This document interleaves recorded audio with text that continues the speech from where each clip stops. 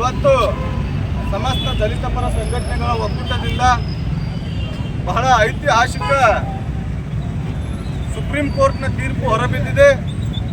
ಆ ತೀರ್ಪು ಏನೆಂದರೆ ತಮಗೆಲ್ಲ ಗೊತ್ತಿರುವ ಹಾಗೆ ಏನು ಮೀಸಲಾತಿ ಇತ್ತು, ಮೀಸಲಾತಿಯಲ್ಲಿ ಒಳ ಮೀಸಲಾತಿ ಅಂದರೆ ಏನು SC-ಗಳಿಗೆ ಮೀಸಲಾತಿ ಸಂವಿಧಾನಬದ್ಧವಾಗಿ ಐತಲ್ಲ, ರೈಟು ಮತ್ತು ಲೆಫ್ಟು, ಈ ಮೀಸಲಾತಿ ಇದ್ರೂ ಸಹಿತ ಯಾಕೆ ಈ ಜನಾಂಗ ಇವತ್ತು ಶೈಕ್ಷಣಿಕವಾಗಿ, ಆರ್ಥಿಕವಾಗಿ, ಸಾಮಾಜಿಕವಾಗಿ ಹಿಂದುಳಿತಾ ಇದ್ದಾರೆ? ಮೀಸಲಾತಿ ಯಾಕೆ ಇವ್ರು ಇದ್ರೂ ಸಹಿತ ಇವರು ಡೆವಲಪ್ಮೆಂಟ್ ಆಗ್ತಾ ಇಲ್ಲ ಅಂತ ಅವತ್ತಿನ ಸರ್ಕಾರ ನ್ಯಾಯಮೂರ್ತಿ ಸದಾಶಿವ ಅನ್ನುವಂಥವರನ್ನು ನೇಮಕ ಮಾಡಿ ಆ ಆಯೋಗವನ್ನು ರಚಿಸಿ ಇವತ್ತು ಆ ಸದಾಶಿವ ಆಯೋಗ ಅಂತಿಮವಾಗಿ ಒಂದು ತೀರ್ಪನ್ನು ಕೊಡುತ್ತೆ. ಏನು SC-ಗಳಲ್ಲಿ ಮೂಲ ಅಸ್ಪೃಶ್ಯರಿದ್ದಾರೆ, ಮೂಲ ದಲಿತರಿದ್ದಾರೆ, ಮೂಲ ನಿವಾಸಿಗಳಿದ್ದಾರೆ, ವಲಯ ಮತ್ತು ಮಾದಿಗ ಜಾತಿಗಳಿಗೆ ಈ ಮೀಸಲಾತಿಯನ್ನು ಕೊಟ್ಟಿದ್ದೇ ಆದರೆ ಅವರು ಅತ್ಯಂತ ಸಾಮಾಜಿಕವಾಗಿ ಮುಂದೆ ಬರ್ತಾರಂತ ನನಗೆ ಅಂದರೆ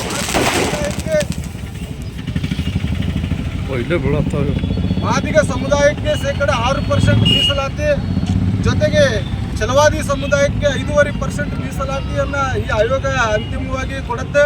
ಅದರ ಅನ್ವಯ ಸಾಕಷ್ಟು ಸುಮಾರು 25 ವರ್ಷಗಳ ಕಾಲ ಸುದೀರ್ಘವಾಗಿ ಹೋರಾಟ ಮಾಡಿ ಇಲ್ಲಿರ್ತಕ್ಕಂಥ ರಾಜ್ಯ ಸರ್ಕಾರಕ್ಕೆ ಒತ್ತಾಯಪಡಿಸಿ ಈ ಒಂದು ಹೋರಾಟ ಯಶಸ್ವಿಯಾಗಲಿಕ್ಕೆ ಹಲವಾರು ದಲಿತ ಮುಖಂಡರು, ದಲಿತ ಪರ ಹೋರಾಟಗಾರರು, ದಲಿತ ಪರ ಚಿಂತಕರು ಕಾರಣರಾಗಿದ್ದಾರೆ. ಈ ಒಂದು ಹೋರಾಟದಲ್ಲಿ ತಮ್ಮ ಜೀವನವನ್ನೇ ಕಳ್ಕೊಂಡವರು ಉದಾಹರಣೆಗೆ ಇದ್ದಾರೆ ನಮ್ಮ ಮುಂದೆ. ಸೊ ಇವತ್ತು ಸುಪ್ರೀಂ ಕೋರ್ಟ್ ಮೆಟ್ಟಿಲೇರಿ ಸುಪ್ರೀಂ ಕೋರ್ಟ್ನಲ್ಲಿ ವಾದ ಮತ್ತು ವಿವಾದಗಳಾಗಿ ಸಂಪೂರ್ಣವಾಗಿ ಪರಿಶೀಲನೆಯಾಗಿ ಏನು ಸದಾಶಿವ ಆಯೋಗ ನ್ಯಾಯಸಮ್ಮತವಾಗೈತಿ. ರೈಟು ಮತ್ತು ಲೆಫ್ಟ್ಗಳಿಗೆ ಮೀಸಲಾತಿ ಎಲ್ಲ ಸರ್ಕಾರಗಳು ಕಡ್ಡಾಯವಾಗಿ ಕೊಡಬೇಕಂತ ಆದೇಶವನ್ನು ಹೊರಡಿಸಿದ್ದಾವೆ. ಅದನ್ನು ಸ್ವಾಗತ ಮಾಡಿ ಇಲ್ಲಿರ್ತಕ್ಕಂಥ ಏನು ಮೂಲ ದಲಿತರಿದ್ದೀವಿ ನಾವು, ರೈಟು ಮತ್ತು ಲೆಫ್ಟು, ಇವರಿಗೆ ಈ ಮೀಸಲಾತಿ ಅನ್ವಯವಾಗುತ್ತೆ.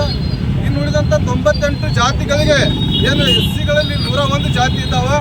ಆ 101 ಜಾತಿಯಲ್ಲಿ 98 ಜಾತಿಗಳಿಗೆ ಅಸ್ಪೃಶ್ಯತೆ ಅಂದ್ರೇ ಗೊತ್ತಿಲ್ಲ, ಜಾತಿ ತಾರತಮ್ಯ ಅಂದ್ರೇ ಗೊತ್ತಿಲ್ಲ, ಜಾತೀಯತೆನೇ ಗೊತ್ತಿಲ್ಲ, ಜಾತಿ ದೌರ್ಜನ್ಯ ಅವ್ರಿಗೆ ಆಗಂಗೇ ಇಲ್ಲ. ಆದರೂ ಇಲ್ಲಿರ್ತಕ್ಕಂಥ ಸರ್ಕಾರಗಳು ತಮ್ಮ ಬೇಳೆಯನ್ನು ಬಯಸ್ಕೊಳ್ಳಲಿಕ್ಕೆ ಅವರನ್ನು SC ಆಗಿ ಮಾಡ್ತಾರೆ. ಇಲ್ಲಿ ಅದು ದುರದೃಷ್ಟ. ಅವ್ರು ಬಂದು ಏನು SC ಪಟ್ಟಿಯೊಳಗೆ ಸೇರ್ಕೋತಾರೆ, ಇಲ್ಲಿ ವಲಯ ಮತ್ತು ಮಾದಿಗರನ್ನ ಮೀಸಲಾತಿಯಿಂದ ವಂಚಿತರನ್ನಾಗಿ ಮಾಡ್ತಾರೆ. ಸೊ ಇವತ್ತು ಸದಾಶಿವ ಆಯೋಗದಿಂದ ನಮಗೆ ನ್ಯಾಯ ಸಿಕ್ಕೈತಿ, ನಾವು ಸಂಭ್ರಮಾಚರಣೆ ಮಾಡಲಿಕ್ಕೆ ಕಾರಣ ಆಗೈತಿ. ಬರ್ತಕ್ಕಂಥ ಭವಿಷ್ಯತ್ತಿನಲ್ಲಿ ವಲಯ ಮತ್ತು ಮಾದಿಗರು ಇನ್ನೂ ಅತ್ಯಂತ ಯಶಸ್ವಿ ಸಾಮಾಜಿಕವಾಗಿ, ಶೈಕ್ಷಣಿಕವಾಗಿ ನಾವು ಮುಂದುವರಿತೀವಿ ಅಂತ ಹೇಳ್ತಾ ಈ ಸದಾಶಿವ ಆಯೋಗ ವರದಿ ಏನು ಸುಪ್ರೀಂ ಕೋರ್ಟ್ ಎತ್ತಿ ಹಿಡಿದಿತ್ತಲ್ಲ, ಸುಪ್ರೀಂ ಕೋರ್ಟ್ ನ್ಯಾಯಮೂರ್ತಿಗಳಿಗೆ ಸಮಸ್ತ ದಲಿತ ಪರ ಸಂಘಟನೆಗಳ ಒಕ್ಕೂಟ ಮತ್ತು ದಲಿತ ಪರ ಪದಾಧಿಕಾರಿಗಳಿಂದ ನಾವು ಧನ್ಯವಾದಗಳನ್ನು ಅರ್ಪಿಸ್ತಾ ಇದ್ದೀವಿ.